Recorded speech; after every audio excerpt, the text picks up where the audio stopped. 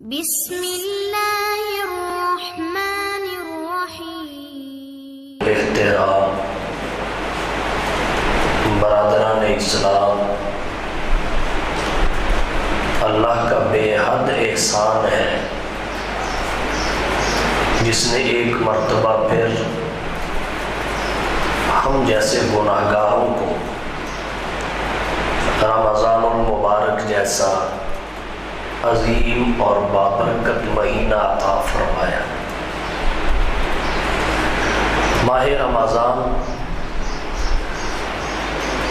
اللہ کا انعام اور عطیہ ہے۔ اس سے نفع اٹھانے کی ذمہ داری خود انسان کی ہے کہ ماہ رمضان میں ایسی محنت اور جد و جہد کرے جس کی وجہ سے اس کی مغفرت اور بخشش ہو جائے۔ رمضان نیکیوں کا، مغفرت اور بخشش کا سیزن ہے۔ اللہ کے نبی صلی اللہ علیہ وسلم نے رمضان سے پہلے شعبان کی آخری تاریخ میں تو خطبہ ارشاد فرمایا، استقبالی خطبہ۔ اس میں فرمایا اولہ رحمت اوسطہ مغفرت وآخرہ عتق من النار۔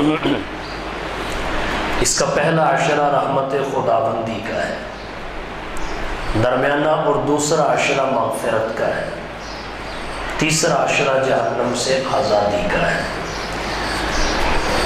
جو ماہ رمضان میں بھی مغفرت سے محروم رہے اس سے بڑا محروم کوئی نہیں۔ مستدرک حاکم میں اور دیگر حدیث کی کتابوں میں روایت آتی ہے، اللہ کے نبی صلی اللہ علیہ وسلم نے صحابہ کرام سے ممبر کے قریب ہونے کا فرمایا۔ صحابہ ممبر کے قریب ہو گئے، آپ نے ممبر کی پہلی سیڑھی پہ قدم رکھا، آمین فرمایا، دوسری پر قدم رکھا، پھر آمین، تیسری پر قدم رکھا، پھر آمین۔ جب خطبہ سے فارغ ہوئے صحابہ کرام نے سوال کیا، اللہ کے رسول اس سے پہلے ایسی بات نہیں سنی گئی، آج آپ نے ہر سیڑھی پر قدم رکھتے ہوئے بلند آواز سے آمین فرمایا، اس کی کیا وجہ ہے؟ حضور صلی اللہ علیہ وسلم نے فرمایا جبریل آئے تھے، جب میں پہلی سیڑھی پہ قدم رکھنے لگا انہوں نے کہا ہلاک اور برباد ہو جائے وہ شخص جو رمضان کا مہینہ پائے اور اس کی مغفرت نہ ہو۔ حضور نے فرمایا میں نے کہا آمین، پھر دوسری سیڑھی پر قدم رکھنے لگا، جبریل نے دوسری بد دعا کی، ہلاک اور برباد ہو جائے وہ شخص جس کے سامنے میرا نام نامی، اسم گرامی محمد صلی اللہ علیہ وسلم پکارا جائے، لیا جائے اور وہ مجھ پر درود نہ پڑے۔ حضور نے فرمایا آمین۔ تیسری بد دعا یہ کی، تیسری سیڑھی پر قدم رکھتے وقت وہ بھی ہلاک اور تباہ ہو جائے جس کی زندگی میں اس کے والدین میں سے کوئی بوڑھا ہو اور وہ خدمت کر کے جنت میں داخل نہ ہو سکے، جنت میں داخل ہونے کا استحقاق پیدا نہ کر سکے۔ حضور نے فرمایا آمین۔ سوچئے جبریل کا بد دعا کر دینا کیا کافی نہیں تھا؟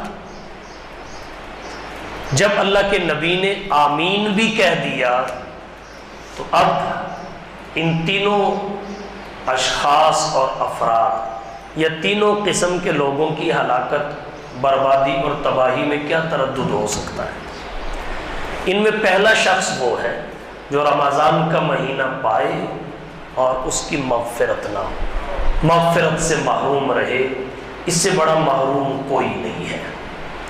تو رمضان کا چاند نظر آتا ہے، رمضان کے چاند کے نظر آتے ہی سب سے پہلی عبادت جو مسلمان کی جانب متوجہ ہوتی ہے وہ نماز تراویح ہے۔ یہ سنت مؤکدہ ہے۔ بخاری شریف میں اس کی فضیلت میں ایک حدیث آتی ہے، حضور صلی اللہ علیہ وسلم نے فرمایا من قام رمضان ایمانا واحتسابا غفر له ما تقدم من ذنب، جو شخص رمضان کا قیام کرے حالت ایمان میں، ریاکاری کے لیے نہیں، نمود و نمائش، دنیاوی اغراض و مقاصد کے لیے نہیں، احتساب، ثواب کی نیت سے، ثواب حاصل کرنے کے لیے، ایمانا واحتسابا غفر له ما تقدم من ذنب، اس کے سابقہ صغیرہ گناہ بخش دیے جاتے ہیں۔ کبائر کے لیے توبہ ضروری ہے، اور کبائر اس عمل سے کمزور ضرور پڑ جاتے ہیں۔ تراویح رمضان کی خاص عبادات میں پہلی عبادت ہے، جو رمضان کا چاند نظر آتے ہی شروع کر دی جاتی ہے۔ روزہ بعد میں ہے، اعتکاف بعد میں ہے، شب قدر کا تتبع، تلاش اور جستجو بعد میں ہے، صدقۃ الفطر بعد میں ہے، تراویح مقدم ہے۔ اس کے بڑے فضائل ہیں۔ ہمارا آج کا مسلمان روزہ رکھ لیتا ہے، تراویح میں بڑی سستی کرتا ہے، بجا ہے، روزہ فرض ہے، تراویح سنت مؤکدہ ہے، لیکن روزے کی کامل برکات تراویح کے ساتھ حاصل ہوتی ہے۔ جیسے کھانے کا کامل مزہ خالی روٹی میں نہیں ہے، سالن بھی ساتھ ہونا چاہیے، تو روزے کی کامل برکات اگر مسلمان چاہتا ہے تو روزے کے ساتھ تراویح شامل ہونی چاہیے رمضان کی عبادات میں۔ اول تو بہت سارے لوگ پڑھتے ہی نہیں، اور ایک المیہ اور ہے، جو پڑھنے آتے ہیں ان میں سے بھی اکثر 8 پڑھ کے کھسک جاتے ہیں۔ ہماری حنفیوں کی مساجد بھی 8 تراویح کے بعد خالی نظر آتی ہیں، چند نمازی رہ جاتے ہیں جو نماز تراویح ادا کرتے ہیں، چند نماز۔ یاد رکھیے تراویح 8 رکعات نہیں ہے، تراویح 20 رکعات ہے۔ تراویح 8 رکعات نہیں ہے، 20 رکعات ہے۔ حرمین شریفین میں آج تک 20 پڑھی جا رہی ہے۔ مسجد حرام میں بھی، مسجد نبوی میں بھی تراویح 20 رکعات پڑھی جاتی ہیں، 8 نہیں۔ الشیخ عطیہ محمد سالم نے ایک کتاب لکھی، التراویح اکثر من 1000 عام فی المسجد النبوی، مسجد نبوی میں تراویح کی 1000 سالہ تاریخ، شروع سے ہی 20 پڑھی جا رہی ہے۔ حضرت عمر بن خطاب رضی اللہ تعالی عنہ نے تعداد نہیں بڑھائی، انہوں نے صرف اتنا کیا ہے کہ حضور صلی اللہ علیہ وسلم نے 3 راتیں باجماعت نماز تراویح پڑھائی۔ صحابہ کا ذوق و شوق ہر اگلی رات کو بڑھ جانے کی وجہ سے تعداد میں اضافہ ہوتا گیا۔ حضور صلی اللہ علیہ وسلم کو یہ خطرہ محسوس ہوا کہ ان کے ذوق و شوق کی وجہ سے نماز تراویح فرض نہ کر دی جائے اور میری امت کے لیے مشقت اور مشکل کا باعث نہ بن جائے۔ حضور رحمت للعالمین تھے، اپنی امت کی سہولت پیش نظر رکھتے تھے۔ اگر اللہ نے 2 کاموں میں سے ایک کو لینے کا اختیار دیا تو اللہ کے نبی نے اپنی امت کو دیکھ کر سہولت والے کام کو پسند فرمایا۔ یہ آپ کی رحمت کا اثر ہے۔ تو اللہ کے نبی صلی اللہ علیہ وسلم نے اس خطرے کے پیش نظر کہ صحابہ کا ذوق و شوق دیکھ کر نماز تراویح فرض نہ ہو جائے اور میری امت کے لیے مشکل پیدا ہو جائے، آپ نے جماعت کو دامن ترک کر انفرادی طور پہ تراویح پڑھنے کا حکم دے دیا۔ کیا دوسرے آسمان سے 9 مرتبہ دوبارہ اللہ کی بارگاہ میں نہیں پہنچے؟ حضرت موسیٰ کے مشورے کے بعد دوسرے آسمان سے آتے ہوئے جب معراج سے آ رہے تھے 9 مرتبہ اللہ کے دربار میں نہیں گئے نماز میں تخفیف کے لیے کہ میری امت کے لیے مشکل پیدا نہ ہو جائے؟ نبی کے لیے تو کوئی مشکل نہیں تھی، تو آپ نے بھی امت کی مشکل اور مشقت کو سامنے رکھتے ہوئے دواماً تراویح کی جماعت کو ترک کر دیا، انفرادی طور پر پڑھنے کا حکم دیا۔ جو 3 راتیں اللہ کے نبی نے پڑھائی وہ بھی 20 رکعات تھی، اس کے بعد آپ نے جو انفرادی پڑھی وہ بھی 20 رکعات تھی۔ مصنف ابن ابی شیبہ میں حضرت عبداللہ بن عباس سے متعدد سندوں کے ساتھ مروی ہے ان رسول اللہ صلی اللہ علیہ وسلم کان یصلی فی رمضان 20 رکعتا والوتر، رسول اللہ صلی اللہ علیہ وسلم رمضان میں 20 رکعت تراویح اور وتر پڑھتے تھے، تو معمول نبوت 20 رکعات کا تھا، 8 کا نہیں تھا۔ تو آپ کے زمانہ حیات میں انفرادی طور پہ پھر تراویح پڑھی جانے لگی۔ حضرت ابو بکر صدیق کے زمانے خلافت میں بھی یہی معمول برقرار رہا، اگرچہ فرضیت کا خطرہ ختم ہو چکا تھا، اس لیے کہ فرض ہونا تھا وحی کے ذریعے، جب حضور دنیا سے چلے گئے تو وحی کی آمد بھی بند ہو گئی، اب فرضیت کا خطرہ تو نہیں رہا۔ لیکن حضرت ابو بکر صدیق رضی اللہ تعالیٰ عنہ کا زمانہ خلافت مختصر تھا، کم و بیش 2 سال چند مہینے، اور فتنے بہت زیادہ ظاہر ہو چکے تھے، اس لیے وہ انہی میں مصروف رہے یہاں تک کہ ان کا انتقال ہو گیا۔ اس کے بعد حضرت عمر بن خطاب رضی اللہ تعالی عنہ خلیفہ بنے۔ حضرت عمر بن خطاب کا زمانہ خلافت بھی طویل تھا، حضرت ابو بکر کے زمانہ خلافت کی بنسبت کم و بیش 10 سالوں پر مشتمل اور محیط تھا، اور فتنے بھی دبک چکے تھے۔ حضرت عمر کو دیکھ کے شیطان راستہ چھوڑ دیتا تھا، فتنوں کی کیا مجال کہ حضرت عمر کے زمانے خلافت میں جمے رہے۔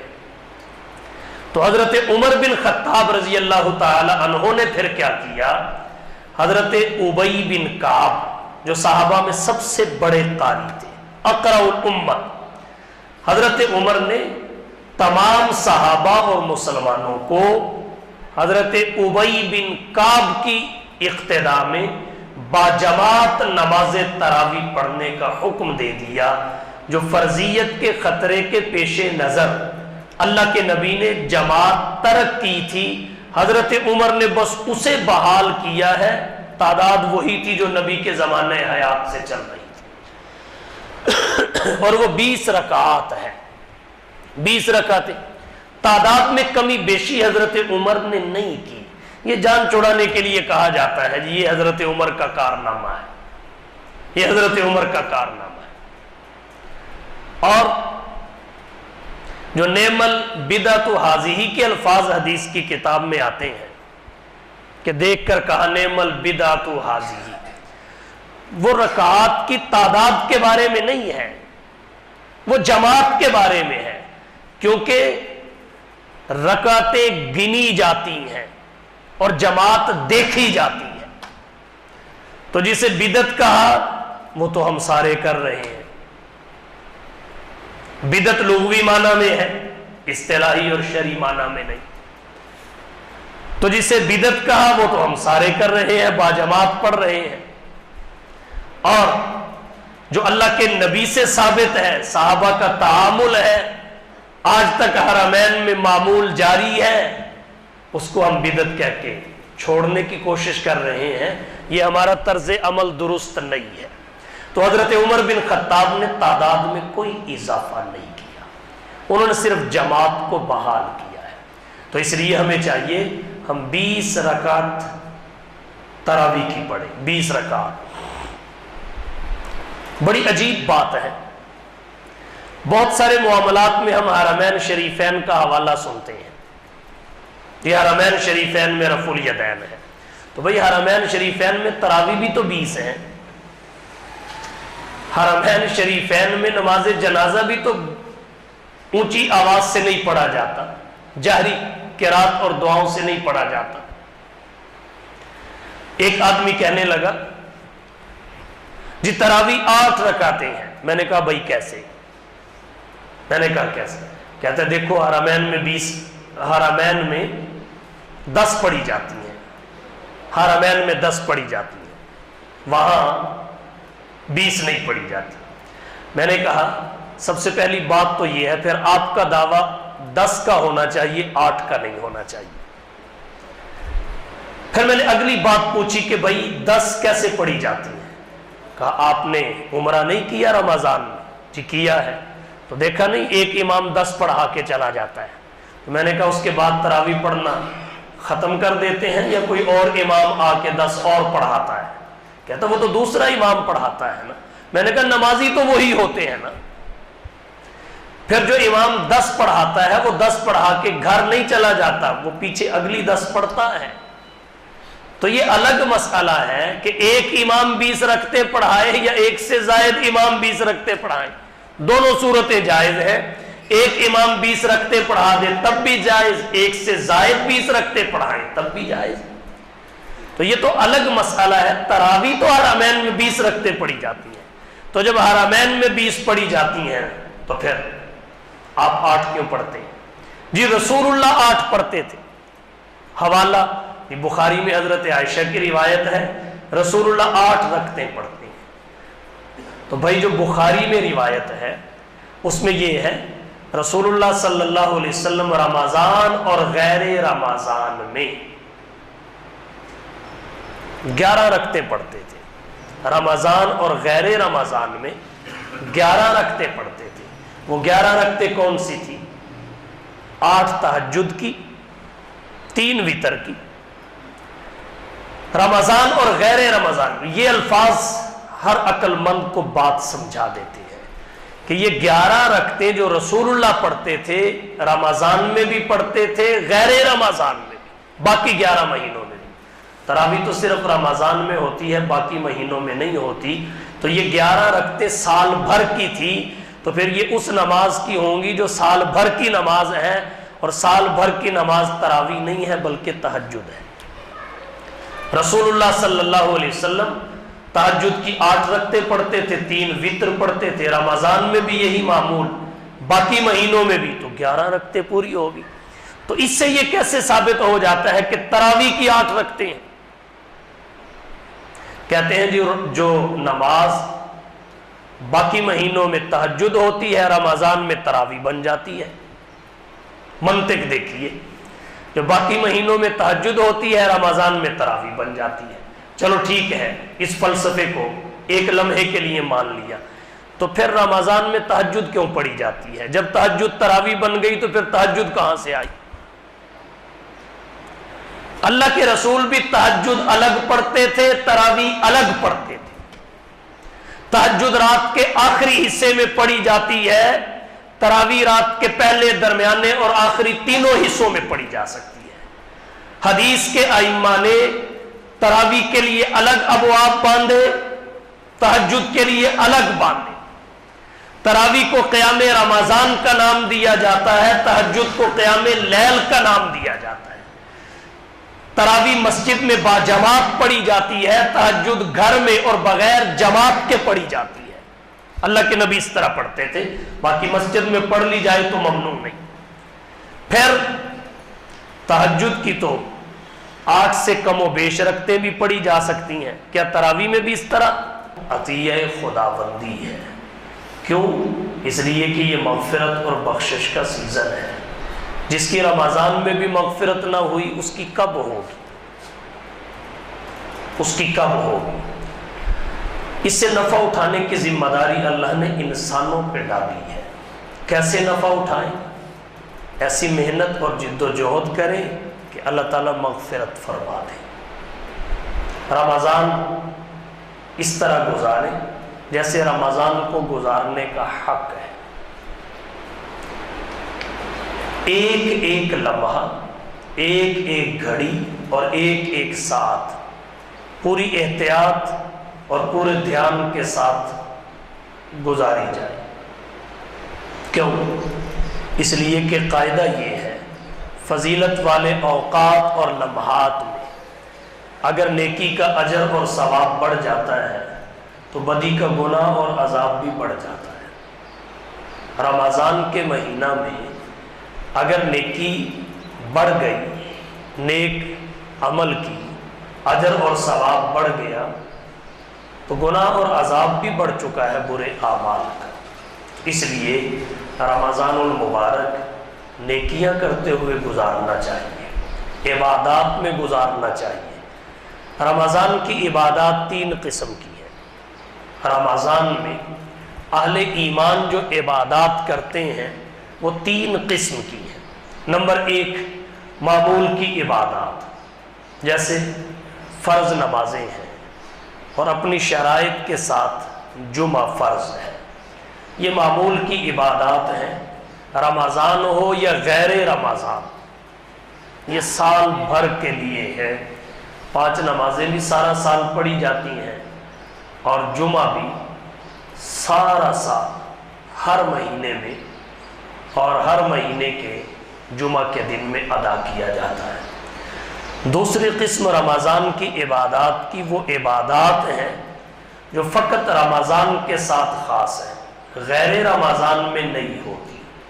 ان میں سب سے پہلے تراویح فتویٰ دیتے ہو تو یہ ایک نماز نہیں ہے، الگ الگ نمازیں ہیں۔ تہجد الگ نماز ہے، تراویح الگ نماز ہے۔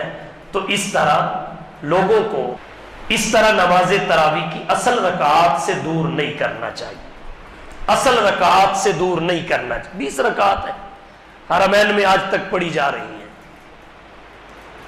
المیہ یہ ہے 8 تراویح جیسے ہی پوری ہو، ہمارے بھی دیکھا دیکھی بہت سارے لوگ نکل گئے، بہت سارے نکل گئے۔ میں یہاں ایک مسئلہ آپ سے عرض کرنا چاہوں گا۔ چلو اگر آپ نے مانا کہ ان کے پاس کوئی دلیل ہے 8 رکعت تراویح کی، تو 20 رکعت کی کتنی ہے؟ وہ بنتی ہے یا نہیں بنتی، یہ الگ بحث ہے۔ میری 2 کتابیں شائع ہوئی، ایک نخبۃ الافکار، اس میں بھی 20 تراویح کا مسئلہ بڑی وضاحت کے ساتھ میں نے لکھا ہے۔ دوسری ابھی دسمبر میں شائع ہوئی، دنوں اور مہینوں کے فضائل و احکام، اس میں فضائل رمضان میں 20 تراویح کا مسئلہ بڑی وضاحت کے ساتھ لکھا گیا۔ ایک دلیل میں نے ان دونوں کتابوں میں ذکر کی، آپ کے سامنے میں ذکر کر دیتا ہوں۔ الگ بات ہے دلیل وہ بنتی ہے یا نہیں بنتی، یہ الگ بات ہے، لمبی بات ہے، لیکن اتنی بات آپ سمجھ لیں۔ ایک کہتا ہے 8 رکعتیں، دوسرا کہتا ہے 20 رکعتیں، تو اختلاف تو آ ہی گیا نا، اختلاف تو آ ہی گیا۔ اگر قیامت والے دن 20 رکعت والی بات صحیح ہوئی تو روزانہ کی 12 رکعتیں کہاں سے پوری کر کے دیں گے؟ روزانہ کی 12 رکعتیں کہاں سے پوری کر کے دیں گے؟ وہاں تو حال یہ ہوگا، ایسا دن ہوگا یوم یفر المرء من اخیہ و امہ و ابیہ و صاحبتہ و بنیہ، اپنے اپنوں کو چھوڑ جائیں گے، کوئی کسی کو نیکی دینے کے لیے آمادہ نہیں ہوگا۔ تو 12 رکعتیں روزانہ کی 29 یا 30 دن ایک رمضان کے، اور بالغ ہونے کے بعد نہ جانے زندگی میں کتنے رمضان آئے، تو روزانہ کی 12 رکعتیں، اور پھر کتنے سال رمضان آئے، حساب لگائیے کہاں سے پوری کریں گے؟ تو عقل مندی تو یہی ہے 20 پڑھیں، اگر تو 20 ہوئی تو پوری اتریں گی، اور اگر 8 ہوئی تو نفلی عبادت ہے نا، تو 12 رکعتیں آپ کے پاس رہیں گی نا، آپ کو فائدہ دیں گی، آپ کے درجے بلند ہوں گے، وہ آپ کے کام آئیں گی۔ اگر پڑھ کے 8 گئے ہوئے وہاں 20 کی آواز پڑ گئی تو 12 روزانہ کی کہاں سے لاؤ گے؟ ایک بندے کو کسی نے آ کے کہا عدالت میں آپ نے جرمانہ جمع کرانا ہے، پیسے جمع کرانے ہیں۔ اس نے پوچھا کتنے؟ ایک بندے نے کہہ دیا 8 روپے، دوسرے نے کہہ دیا 20 روپے۔ اب عدالت میں پہنچنے سے پہلے، پیسے جمع کروانے سے پہلے مقدار میں 2 قول آ گئے، ایک کہہ رہا ہے 8 روپے، دوسرا کہہ رہا ہے 20 روپے۔ تو اب یہ بندہ جب عدالت میں جائے تو اس کو کتنے روپے لے کے جانے چاہیے؟ اس کو کنفرم نہیں۔ ایک کہتا ہے 8 روپے لے کے جاؤ، جج صاحب نے 8 روپے تجھ سے جمع کرنے ہیں، دوسرا کہتا ہے نہیں 20 روپے۔ اب جج صاحب نے ڈائریکٹ اس کو نہیں کہا کہ کتنے لانے ہیں، درمیان میں دو واسطے ہیں، ایک نے کہہ دیا 8، دوسرے نے کہہ دیا 20، تو اب اس کو کتنے لے کے جانا چاہیے، 8 یا 20؟ عقل مند ہوا تو 20 لے کے جائے گا، یہ کہے گا اگر وہاں 8 بھی ہوئے تو 12 میرے ہیں، میرے پاس رہیں گے، میرے کام آئیں گے، مجھ سے چھینے گا کوئی تھوڑا ہی۔ لیکن اگر میں 8 لے کے گیا، وہاں آواز 20 کی پڑ گئی، تو میں 12 کس سے مانگتا پھروں گا، پتہ نہیں کوئی دیتا بھی ہے یا نہیں دیتا۔ تو یہیں سے ہمیں سمجھ لینا چاہیے کہ ہمیں 20 ہی لے کے جانا چاہیے، کیونکہ ان رسول اللہ صلی اللہ علیہ وسلم کانا یصلی فی رمضان 20 رکعتا والوتر، رسول اللہ صلی اللہ علیہ وسلم رمضان میں 20 رکعت تراویح اور وتر پڑھا کرتے تھے۔ تو 20 رکعات تراویح، اور بہت سارے دلائل ہیں جن کو ذکر کرنے کا یہاں وقت نہیں ہے۔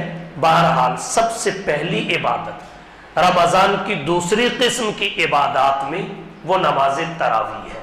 جیسے ہی رمضان کا چاند نظر آئے گا، سب سے پہلی عبادت جو متوجہ ہوگی وہ تراویح ہوگی، تو اس لیے تراویح پڑھیں، تراویح چھوڑا نہ کریں۔ دوسری عبادت ہے ختم قرآن فی التراویح، ختم قرآن فی التراویح۔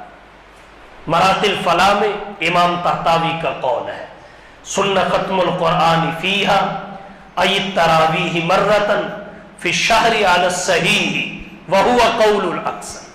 اور ہدایہ ہماری فقہ کی معروف کتاب ہے، جس کی جلد اول میں صاحب ہدایہ لکھتے ہیں، اکثر المشائخ علی ان السنۃ فیہا الختم مرتن فلا یترک لکسل القوم۔ دونوں عبارتوں کا خلاصہ یہ ہے، نماز تراویح سنت ہے اور اس میں ختم قرآن بھی سنت ہے۔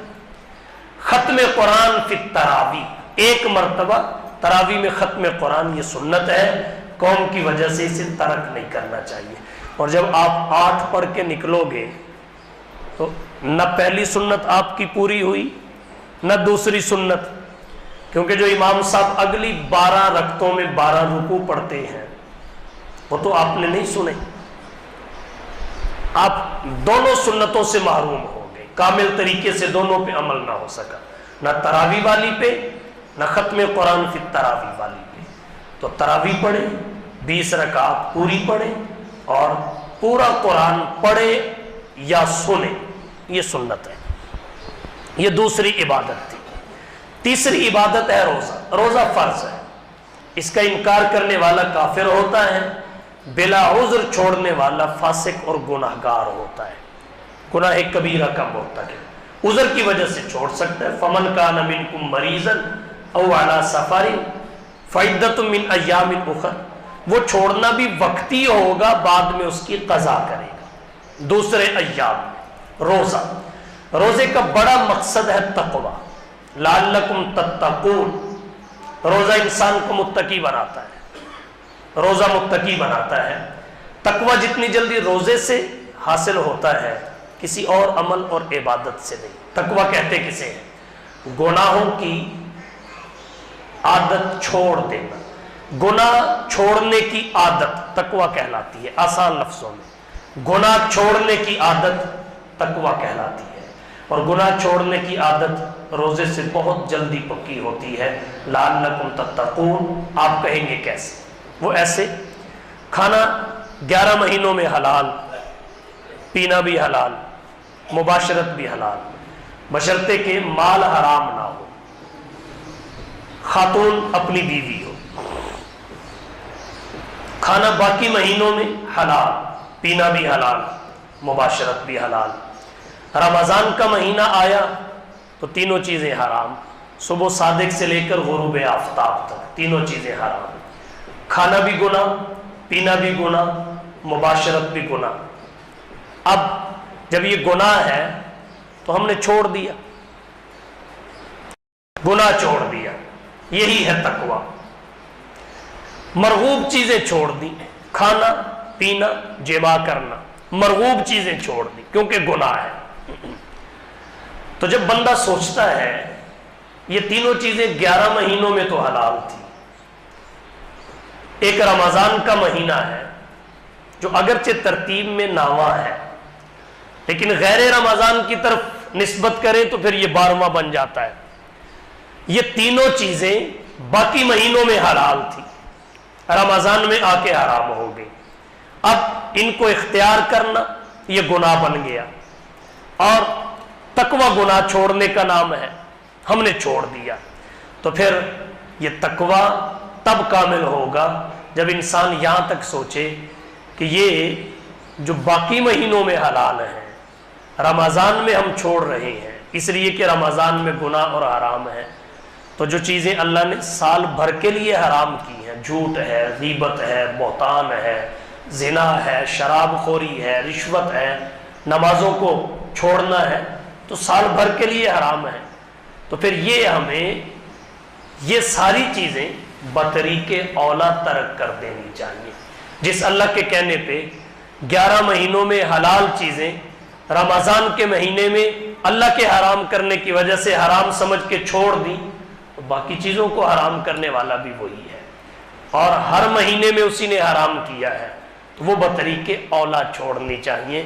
جب یہ جذبہ ہمارا ہوگا یہ ہماری عادت بن جائے گی، اور رمضان کی وجہ سے یہ عادت بن جاتی ہے، رمضان کی وجہ سے یہ عادت بن جاتی ہے، تو سال بھر کے لیے اس کے اثرات ہمارے اوپر رہیں گے اور ہم گناہوں کو چھوڑنے کی عادت پکی کر پائیں گے روزے کی وجہ سے.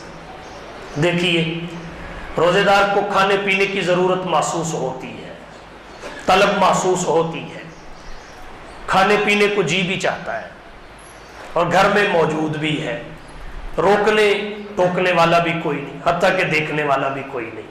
تو پھر بھی وہ جیسے ہی ہاتھ بڑھاتا ہے تو کھینچ لیتا ہے کہ میرا اللہ تو دیکھ رہا ہے.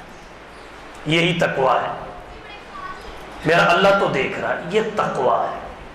کوئی دیکھے نہ دیکھے اللہ کو دیکھنے کا یقین بندہ کر لے تو اس کے بعد پھر معاشرہ خود درست ہو جاتا ہے اگر یہ کیفیت پیدا ہو جائے.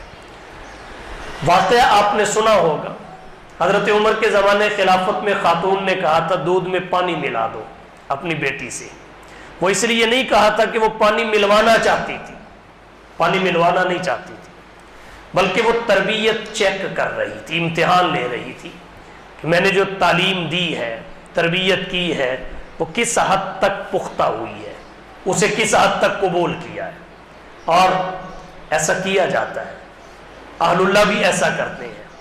ایک اللہ کے ولی نے اپنے مریدین کو ایک ایک جانور دیا، پہلے ان کی تربیت کی، تعلیم دی، پھر امتحان لیا، جانور دیا کہ جاؤ اسے ایسی جگہ ذبح کر کے آؤ جہاں کوئی دیکھ نہ رہا ہو. مریدین جانور اور چھری لے کے دوڑ پڑے، کوئی پہاڑ کے دامن میں چلا گیا، کوئی دیوار کی اوٹ میں چلا گیا، کوئی فصل میں چلا گیا، کسی نے کمرے کو بند کر کے ذبح کر لیا. تو اس طرح ذبح کر کے لے آئی. ایک مرید زندہ جانور لے کر پیر صاحب کی خدمت میں آ گیا.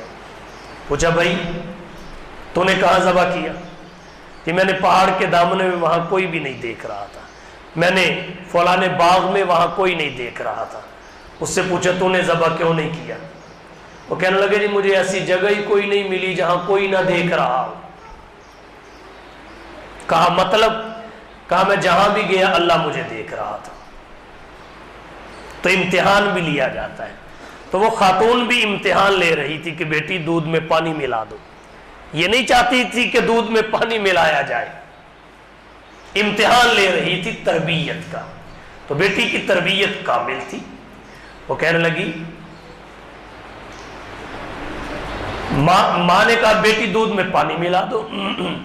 تو بیٹی نے کہا امیر المومنین عمر کا حکم ہے دودھ میں پانی نہ ملایا جائے، ملاوٹ نہ کی جائے. اس نے کہا بیٹی عمر کون سا دیکھ رہا ہے؟ تو بیٹی نے کہا جس نے عمر کو بھیجا ہے وہ بھیجنے والا رب تو دیکھ رہا ہے.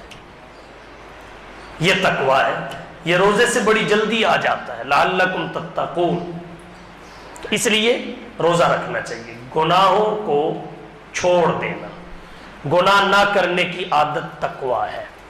اور گناہ کے بڑے اسباب دو ہیں، ایک شیاطین، دوسرا انسان کا نفس. شیاطین تو قید ہو جاتے ہیں، سلسلۃ الشیاطین، پیچھے نفس ہے، اس کو قابو میں لانے کے لیے شریعت کہتی ہے روزہ رکھو، شیاطین قید کر دیے گئے، نفس کی اصلاح کے لیے روزے کا حکم آ گیا، تو روزے سے نفس کی اصلاح ہوتی ہے، نفسانی خواہشات مغلوب ہو جاتی ہے، روحانیت غالب آ جاتی ہے، بہیمیت مغلوب ہو جاتی ہے، ملکوتیت اجاگر ہوتی ہے۔ تو روزہ یہ انسان کو متقی بناتا ہے، یہ تیسری عبادت ہے ماہ رمضان کی خاص عبادات میں۔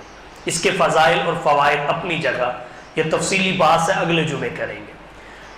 چوتھی عبادت ہے اعتکاف، یہ سنت موقدہ علی الکفایہ ہے۔ ابھی سے ذہن بنا لیں کہ ہم نے اپنے گھر سے ایک بندہ اعتکاف میں مسجد بھیجنا ہے، ابھی سے۔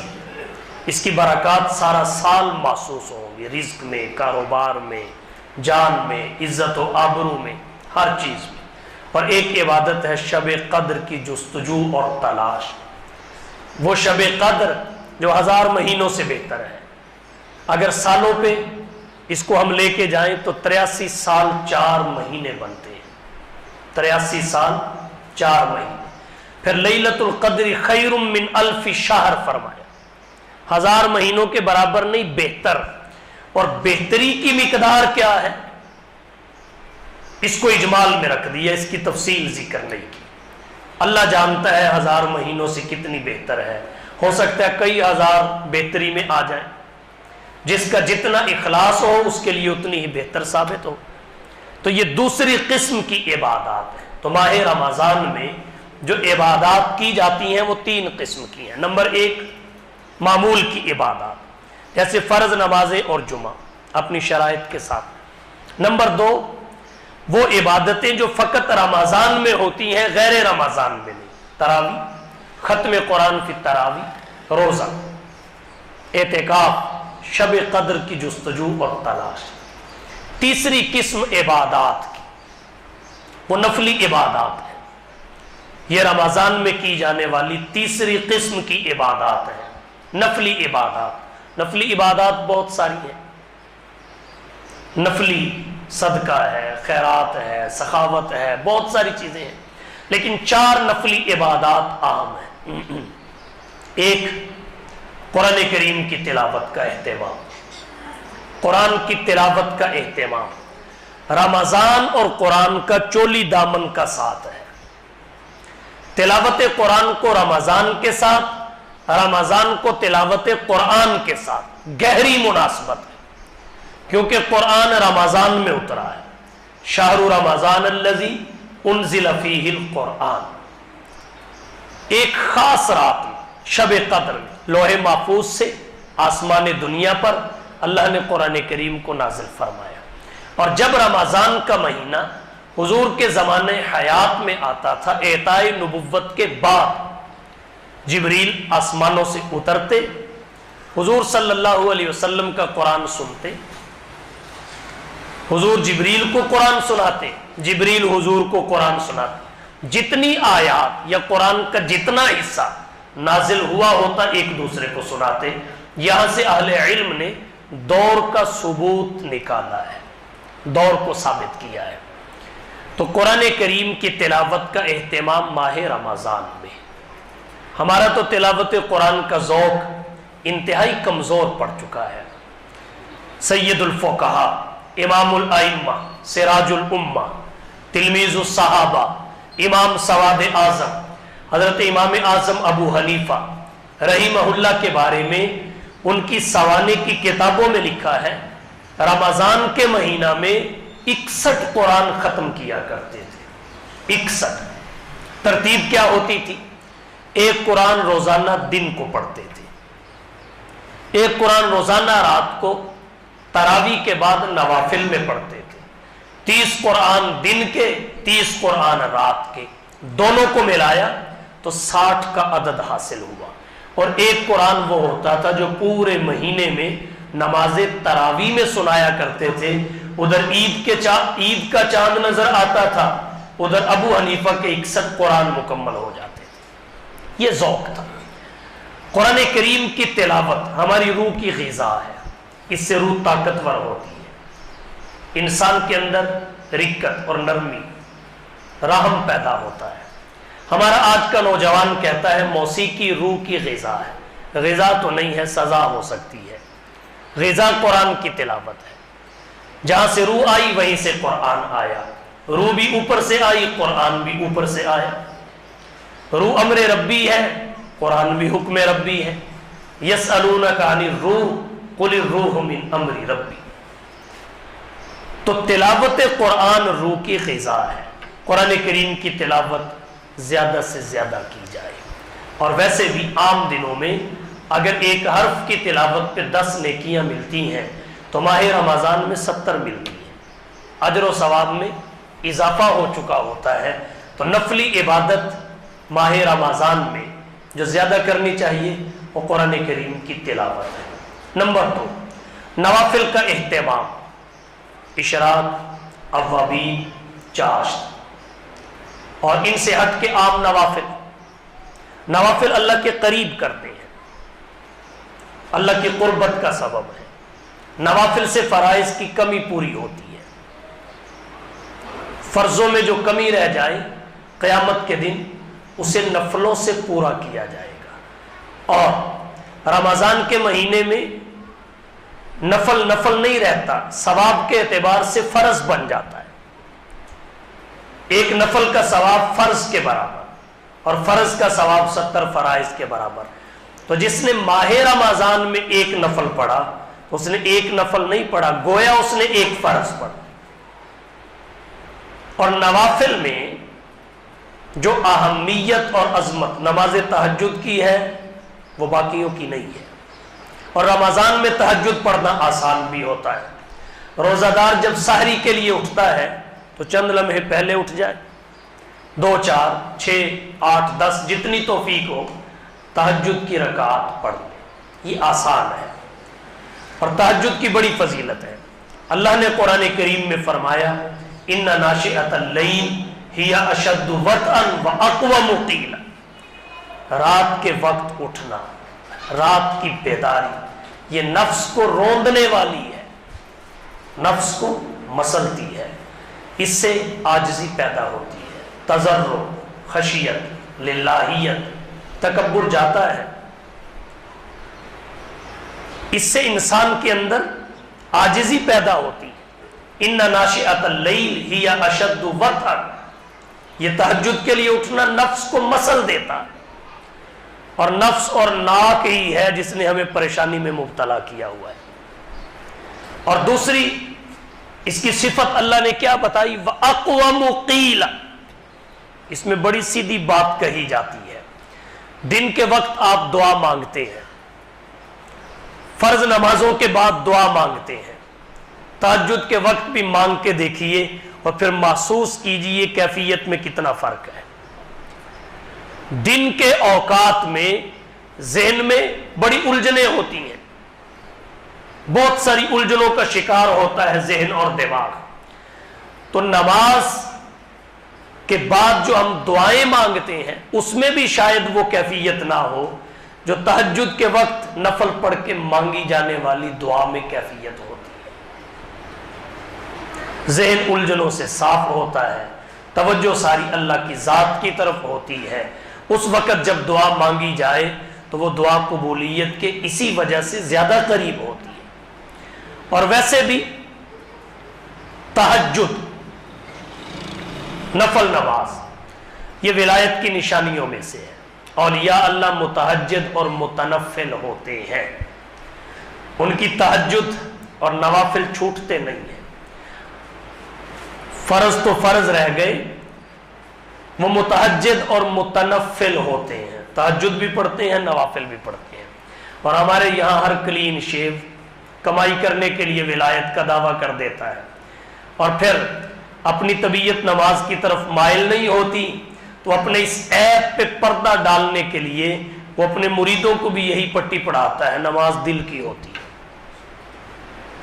نماز دل کی ہوتی ہے۔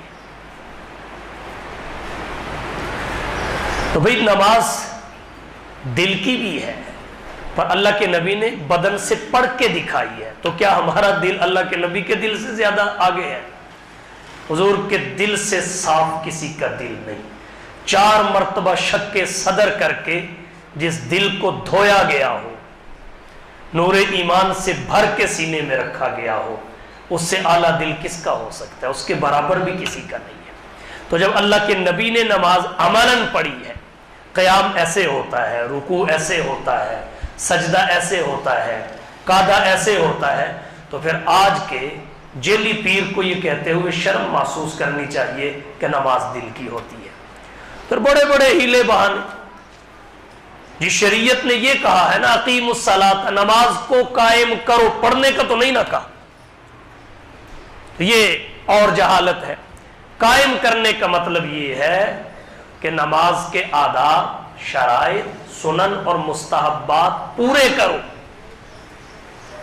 قائم کرنے کا مطلب یہ ہے اس کو تسلسل کے ساتھ جاری رکھو، ترک نہ کرو. تو یہ ہیلے بہانے ہیں. تو جو سنت کا متبع نہیں، فرض تو فرض رہ گئے، اس کا تارک تو کیسے ولی ہو سکتا ہے؟ جو سنت کا متبع نہیں، اس میں بھی اور ولایت میں بھی مشرق اور مغرب کا بعد ہے، مشرق اور مغرب کا فاصلہ ہے. تو یہ ولایت کی نشانیوں میں سے ہے تہجد. اللہ کے نبی پہ فرض تھی، امت کے لیے نفل ہے. اور تیسری عبادت، نفلی عبادت، وہ ہے ذکر و اذکار، اللہ کو یاد کرنا. فضیلت اس کی کیا ہے؟ اللہ قرآن میں کہتے ہیں فَاذْكُرُونِي اذکرکم، تم مجھے یاد کرو میں تمہیں یاد کروں گا، تم مجھے یاد کرو میں تمہیں یاد کروں گا. اب ہمارا یاد کرنا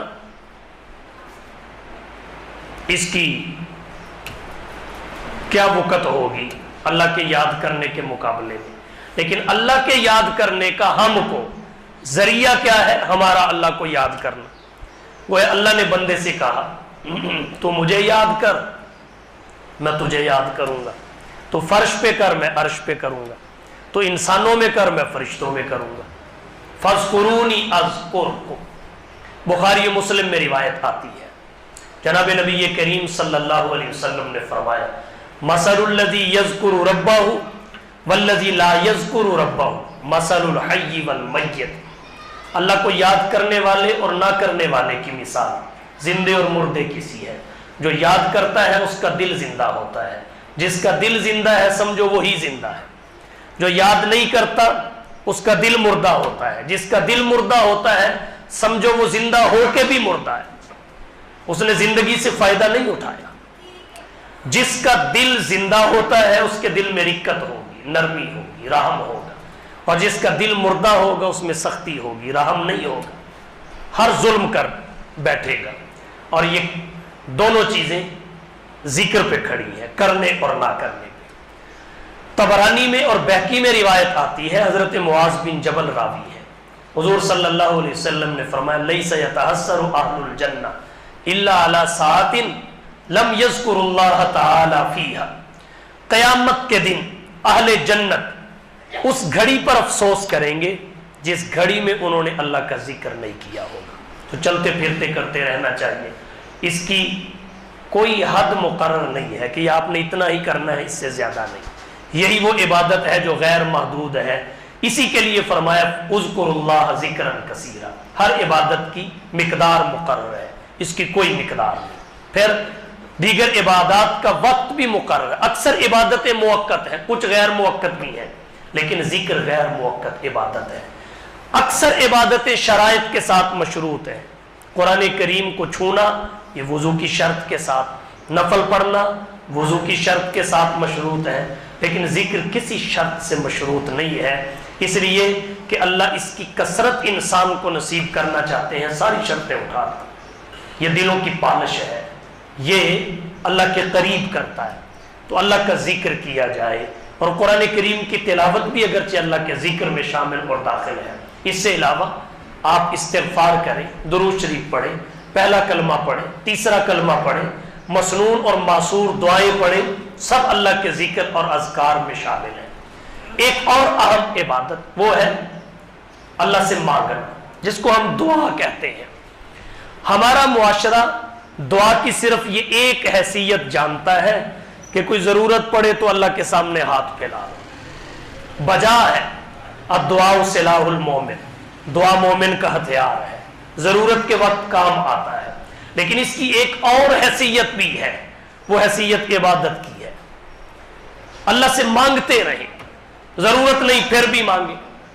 اور ایک اللہ ہی تو ہے جو مانگنے پہ خوش ہوتا ہے، باقی بار بار والد سے بھی مانگا جائے تو وہ ناراض ہو جاتا ہے، باپ سے بھی مانگا جائے وہ ناراض ہو جاتا ہے. ایک اللہ ہی ہے جو مانگنے پہ خوش ہوتا ہے، نہ مانگنے پہ ناراض ہوتا ہے.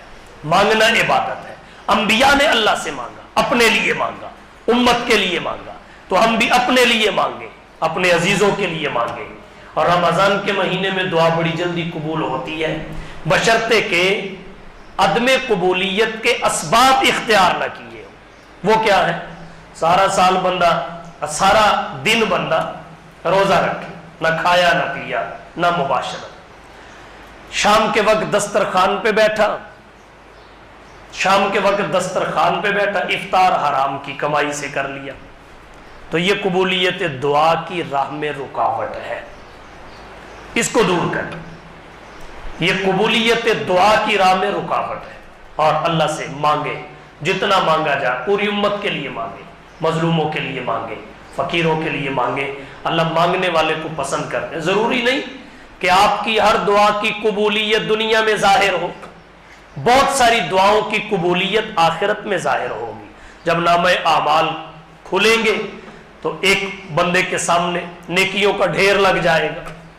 وہ کہے گا مولا یہ نیکیاں میں نے تو کی نہیں، میں تو بڑا گناہ گار تھا. اپنا ہر کسی کو پتا ہوتا ہے، دوسرے سے تو پردہ رکھ لیں گے، خود سے کیسے پردہ رکھیں گے؟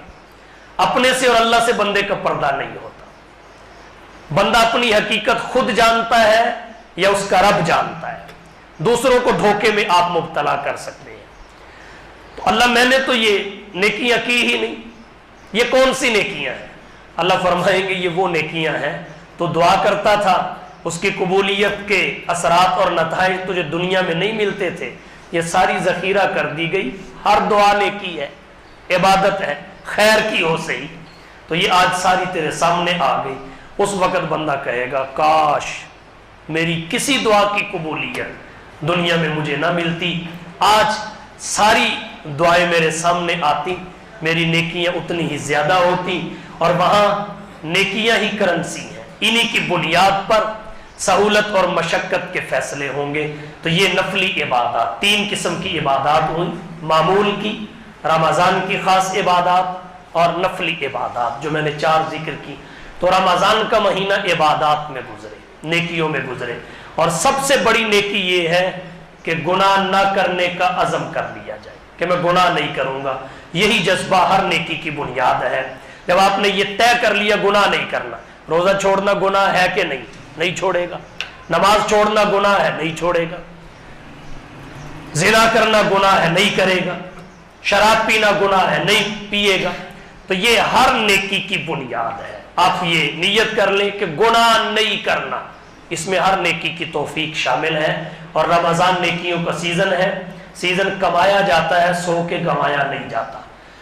عام دنوں میں آدمی سستی کر لے چل جاتا ہے، لیکن سیزن میں جو سستی کرتا ہے وہ آؤٹ سیزن پریشان رہتا ہے. اور جو سیزن میں مشقت برداشت کرتا ہے وہ آؤٹ سیزن ٹھاٹ سے کھاتا ہے، سہولت سے رہتا ہے. یہ نیکیوں کا سیزن ہے، اسے کمائیے تاکہ جب جنت میں جائیں تو ٹھاٹ سے رہیں. وہاں کی کرنسی یہی ہے.